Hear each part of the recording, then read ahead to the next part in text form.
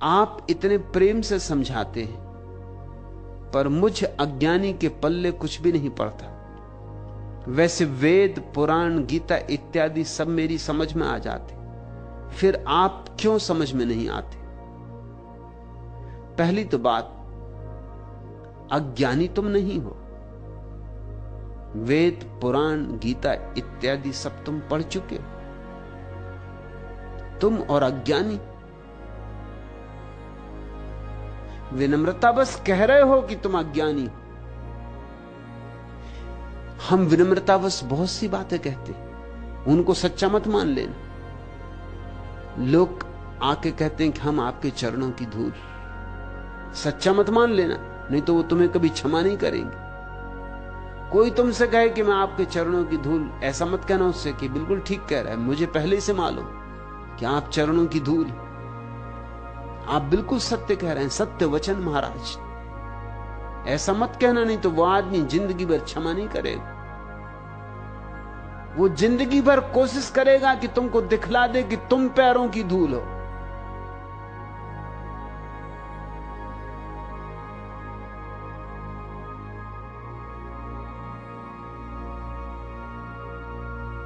लोग कहते हैं मैं तो कुछ भी नहीं हूं, आपके सामने मैं क्या, लेकिन उनका भाव कुछ और है।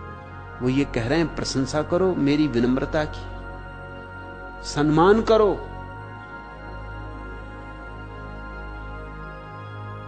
मेरे निरअहंकार भाव का। देखो क्या कह रहा हूं कि मैं तो कुछ भी नहीं। एक चौराहे पर 3 ईसाई फकीर मिले, 3 अलग अलग ईसाई संप्रदायों के अनुयायी थे वे। एक था कैथोलिक। उसने कहा कि जहां तक ज्ञान का संबंध है, हमारे आश्रम वासियों का कोई मुकाबला नहीं। हमारे आश्रम की सारी साधना ही ज्ञान साधना है। जैसे शास्त्रज्ञ हमारे आश्रम ने पैदा किए और किसी आश्रम ने पैदा नहीं किए। इस बात को तो स्वीकार दुश्मनों को भी करना पड़ेगा। दूसरा था प्रोटेस्टेंट। उसने कहा यह बात ठीक है, शास्त्रों में हमारी बहुत गति नहीं, हमारी बहुत रुचि भी नहीं। शास्त्रों में धरा क्या है? हमारा जोर तो त्याग पर है। त्याग ही असली धर्म है। और जहां तक त्याग, तपश्चर्या, व्रत, उपवास का संबंध है, हमारा कोई मुकाबला नहीं।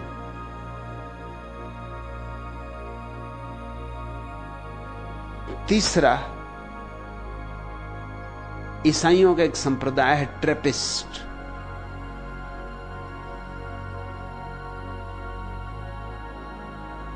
वो तीसरा मुस्कुराया और उसने कहा हमारे पास तो न ज्ञान है न त्याग, लेकिन विनम्रता में हमसे ऊपर कोई भी नहीं। विनम्रता में हमसे ऊपर कोई भी नहीं। विनम्रता में हमारा कोई मुकाबला नहीं।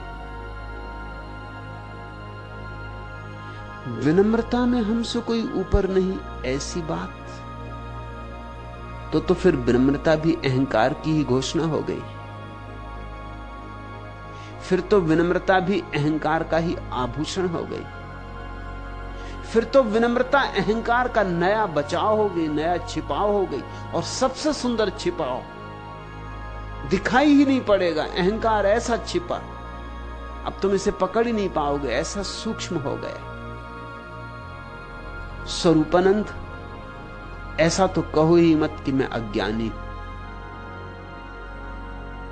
अज्ञानी होना आसान मामला नहीं।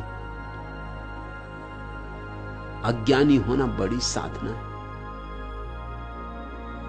उनको मैं अज्ञानी नहीं कहता जिन्होंने गीता, वेद, कुरान नहीं पढ़े, वे अपढ़ हैं। और उनको मैं ज्ञानी नहीं कहता जिन्होंने वेद, कुरान, बाइबल पढ़े, वे पठित हैं। अज्ञानी तो मैं कहता हूं सुकरात जैसे व्यक्ति को, जिसने अपने मरने के पहले कहा कि मैं सिर्फ एक ही बात जानता हूं कि मैं कुछ भी नहीं जानता। यह है अज्ञानी। मगर ऐसा अज्ञान ही तो ज्ञान का पहला चरण है, जो यह कह सके कि मैं कुछ भी नहीं जानता हूं, और कह ही ना सके ऐसी उसकी प्रतीति हो। यह भी अहंकार का दावा ना हो, यह अहंकार का विसर्जन हो, तो फिर ज्ञान अपने आप बरस जाता है। अज्ञान ज्ञान से मुक्त होने से मिलता है। अज्ञान ज्ञान से ऊपर की अवस्था है। उपनिषद ठीक कहते हैं। उपनिषदों में एक बहुत अद्भुत वचन है, जैसा दुनिया के किसी शास्त्र में कहीं भी नहीं। उपनिषदों में एक वचन है कि ज्ञानी तो भटकते ही हैं, अज्ञानी तो भटकते ही हैं, लेकिन ज्ञानी और महाअंधकार में भटक जाते। अज्ञानी भटकते ही तो समझ में आने वाली बात है। सभी साधु संत, पंडित, पुरोहित कहते हैं अज्ञानी भटकते, लेकिन उपनिषद कहता है कि ज्ञानी तो और महाअंधकार में भटक जाते। कौन ज्ञानियों की बात हो रही? पांडित्य, थोथा, उधार बासा। तुम पढ़ लेते होगे वेद, पुराण, गीता और समझ भी लेते होगे, लेकिन जब तुम वेद पढ़ते हो तो तुम वेद के ऋषियों को समझ सकते हो? वेद के ऋषियों को समझने के लिए वेद के ऋषियों की चेतना चाहिए, उनके साक्षी का अनुभव चाहिए। उनकी ऋचाएं समझने के लिए ऋषि हुए बिना और कोई उपाय नहीं। क्या समझोगे तुम वेद को? स्वरूपानंद तुम वही समझ लोगे जो तुम समझ सकते हो। ऋषियों ने क्या कहा है उसकी तो तुम्हें झलक भी ना मिलेगी। तुम अपने ही अर्थ निकाल लोगे, और कुछ संभव भी नहीं। तुम सोचते हो 10 लोग वेद को पढ़ेंगे तो एक ही अर्थ निकालेंगे? 10 अर्थ निकालेंगे। गीता पर 1000 टीकाएं। या तो कृष्ण का मस्तिष्क खराब था कि 1000 अर्थ,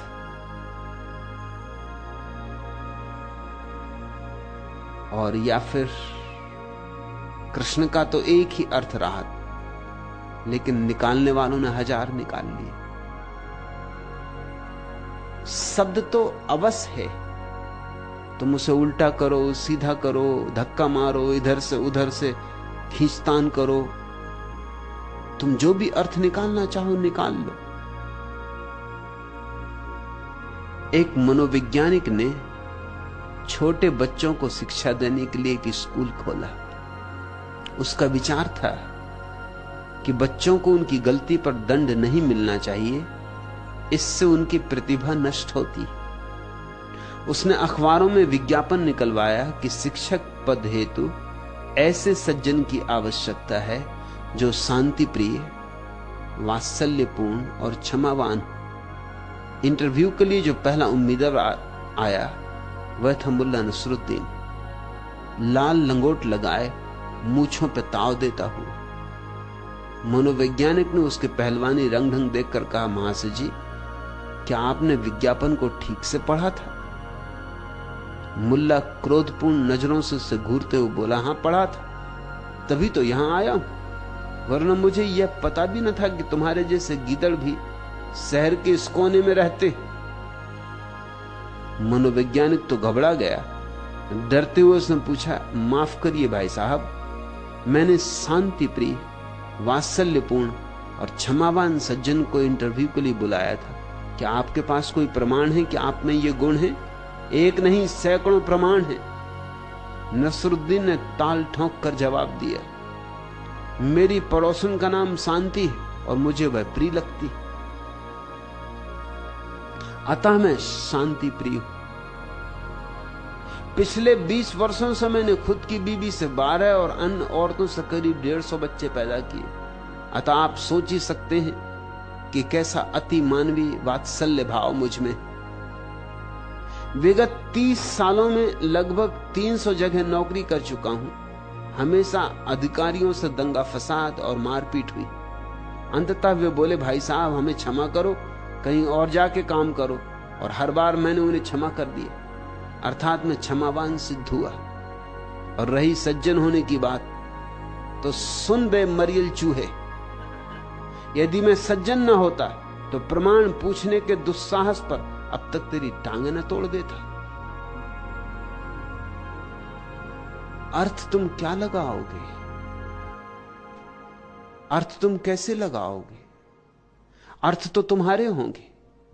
वेद तो जरूर पढ़ोगे, मगर वेद के बहाने अपने को ही पढ़ोगे।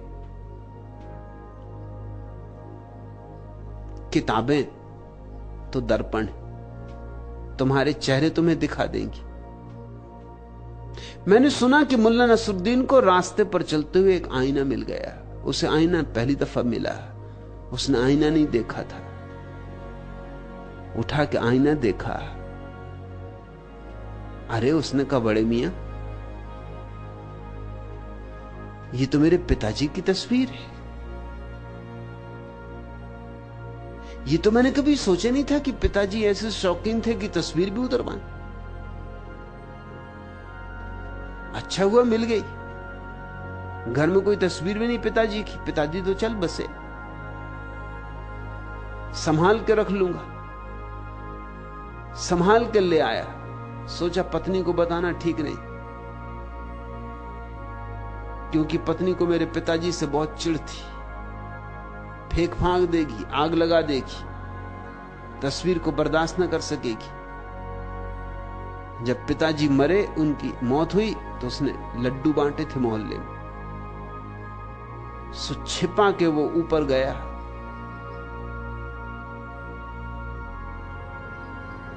एक पिटारी में उसने आईने को छिपाने की कोशिश की, लेकिन पत्नियों से कोई पति कभी कुछ छिपा पाया?